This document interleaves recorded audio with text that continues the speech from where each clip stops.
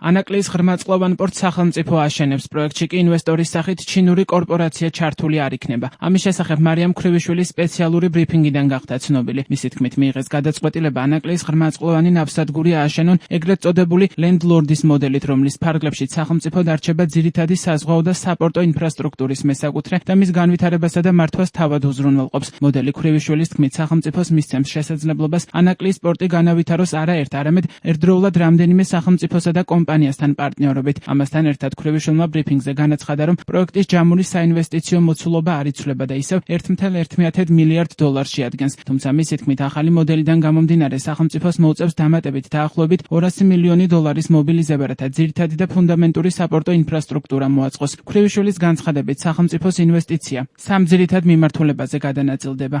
ლენდლორდის მოდელი სახელმწიფოს მისცემს შესაძლებლობას ანაკლიის პორტი განავითაროს არა ერთ, როგორც დღემდე იყო დაგეგმილი, არამედ ერთდროულად რამდენიმე სახელმწიფოსთან და კომპანიასთან პარტნიორობით, რაც პორტში ტვირთების მოზიდვისა და შესაბამისად მისი მაქსიმალურად ეფექტიანი ფუნქციონირებისთვის საუკეთესო პირობებს შექმნის.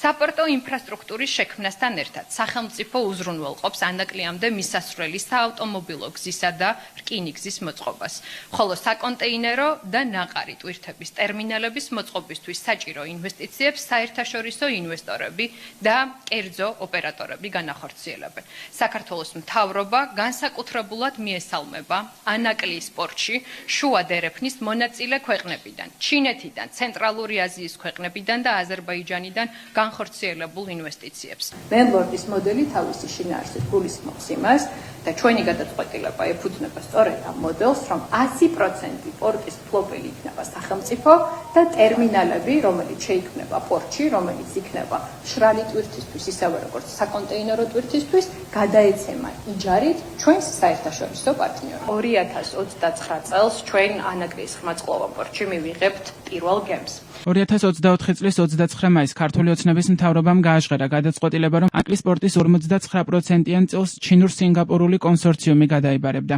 თუმცა ოფიციალური ხელშეკრულება ამ დრომდე არ გორმებულა, რადგან მხარეებს შორის პროექტის დეტალურ საინვესტიციო შეთანხმებაზე მუშაობა მიმდინარეობდა. 25 მაისს ირაკლი კობახიძემ თქვა, რომ ჩინურ-სინგაპურულ კონსორციუმთან მოლაპარაკებები წლის ბოლომდე დასრულდებოდა და ამ ეტაპზე რაიმე ახალი პროცესის დაწყება არ იგეგმებოდა. დღეს კი მარიამ ქრივიშვილმა თქვა, რომ ანაკლიის პორტს ეს კონსორციუმი აღარ ააშენებს, თუმცა მათთან მეგობრულ პარტნიორული ურთიერთობა შენარჩუნდება. დამაზუსტებელ კითხვაზე, თუ რატომ ვერ მოხერხდა China Communications Construction Company-სთან საბოლოო შეთანხმების მიღწევა, ქრივიშვილმა თქვა, რომ წინა ტენდერში კონსორციუმი ერთადერთი დაინტერესებული მხარე იყო, რის გამოც სახელმწიფო მასთან აქტიურად ითანამშრომლა. თუმცა მისივე მტკიცებით, პროექტის მოდელის შეცვლის გადაწყვეტილება საბოლოოდ ქვეყნის ეროვნული ინტერესებიდან გამომდინარე მიიღეს. კონსორციუმი იყო ერთადერთი, ასე ვთქვათ, მხარე, რომელმაც დაინტერესება გამოთქვა წინა ტენდერის პირობებში და ამდენად რა თქმა უნდა სახელმწიფოს ჰქონდა ძალიან აქტიური თანამშრომლობა.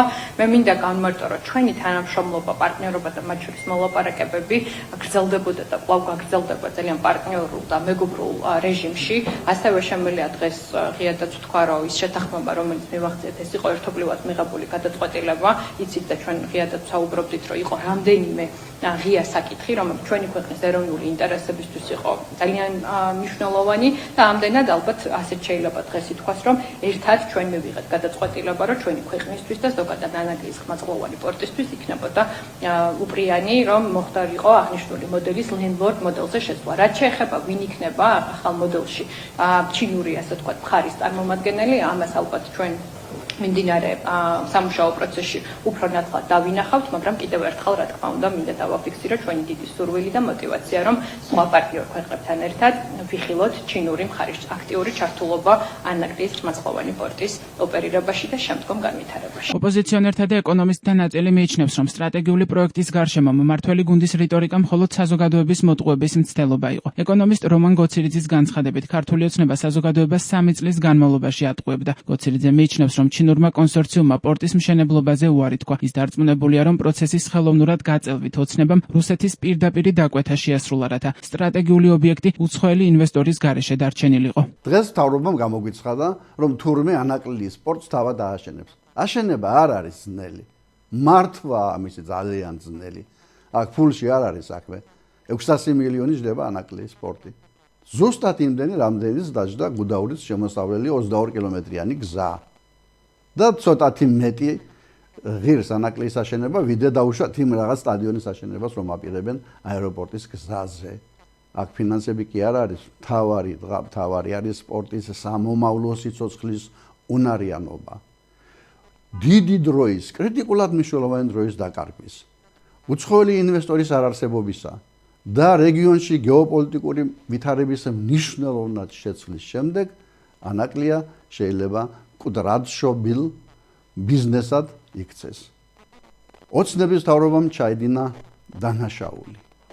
უღალატა ხალხს და ამ დანაშაულის გამო იგი აგებს მომავალში აუცილებლად პასუხს. თემაზე დღეს სპეციალური ბრიფინგი გაიმართა ლელო ძლიერ საქართველოში კოალიციის ერთ-ერთმა ლიდერმა ირაკლი კუპრაძემ მმართველი გუნდის სტრატეგიული ხედვის არქონასა და პროექტის მიზანმიმართულ ჩაშლაში დაადანაშაულა. კუპრაძის განცხადებით ხელისუფლებამ ქვეყნის ისტორიული შანსი 10 წლიანი ტყუილების ქრონიკა დააქცია და წლების განმავლობაში 4 სხვადასხვა ეკონომიკური მოდელის წარმოდგენის მიუხედავად რეალური შედეგი არ დადებულა. მისი თქმით, ანაკლის პროექტი ევროპული და ტრანსატლანტიკური მომავლის ნაწილი უნდა იყოს, რაც ამჟამინდელი მთავრობის პირობებში შეუძლებელია. პარტია გახარია საქართველოს წევრი გიორგი შარაშიძე კი ამბობს, რომ ჯერ კიდევ ანალიზა გასაკეთებელი, რატომ მიიღო სახელმწიფომ ეს გადაწყვეტილება. შარაშიძის თქმით, მათთვის მნიშვნელოვანია, რომ ანაკლის სპორტი იყოს ძლიერი ეკონომიკის გარანტი და ღია დასავლელი პარტნიორებისთვის. ჩვენ გვაქვს ძალიან მარტივი მოცემულობა. 1 ხელისუფლება, 4 განსხვავებული მოდელი და მხოლოდ 1 შედეგი, გაჩერებული ანაკლია. წლების განმავლობაში ჩვენ ვაფრთხილებდით საზოგადოებას, რომ ივანიშვილის მიზანი არ არის ანაკლის სპორტის აშენება. ივანიშვილის მიზანია მხოლოდ ტყუილი პროპაგანდა და საკუთარი მერკანტილური ინტერესებით ვაჭრობა, მათ შორის ჩვენ საგარეო პარტნიორებთან, რომლებსაც აქვთ ინტერესი, რომ საქართველოს დაუბრუნდეს მნიშვნელოვანი საერთაშორისო სატრანზიტო ღირებულება და მნიშვნელობა. პრობლემა არც ერთ მოდელში არ არის. პრობლემა არის ხელისუფლებაში, პრობლემა არის ივანიშვილში, რომელსაც არ უნდა და არ არის დაინტერესებული ანაკლის სპორტის აშენებით. მას არ უნდა, რომ საქართველოს შეიძინოს უსაფრთხოების ახალი ჩარჩო.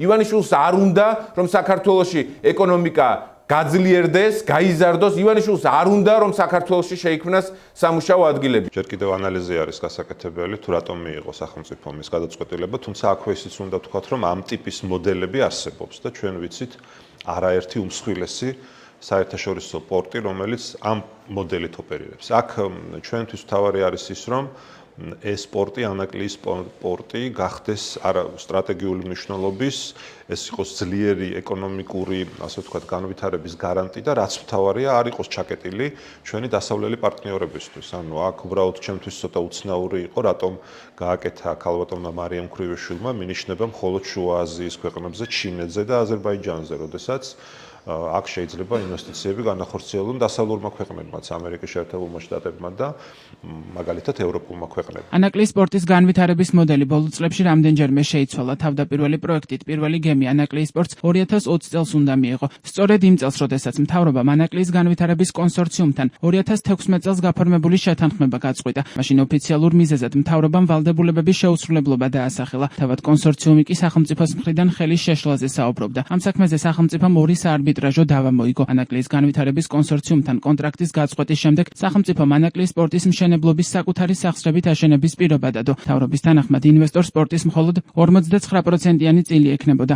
ინვესტორად კი ჩინურ-სინგაპურული კონსორციუმი შეირჩა, რომელთანაც საბოლოოდ ხელშეკრულება აღარ გაფორმდა. ანაკლის სპორტის აკვატორიაში ფსკერის დაღრმავების მიზნით, ასევე პორტის ტალღმტეხის მოწყობისთვის 2024 წლის აგვისტოში საქართველოს მთავრობასა და ბელგიურ კომპანიას შორის $204 მილიონი ღირებულების ხელშეკრულება გაფორმდა. ამჟამად პორტში სწორედ ეს სამუშაოები მიმდინარეობს.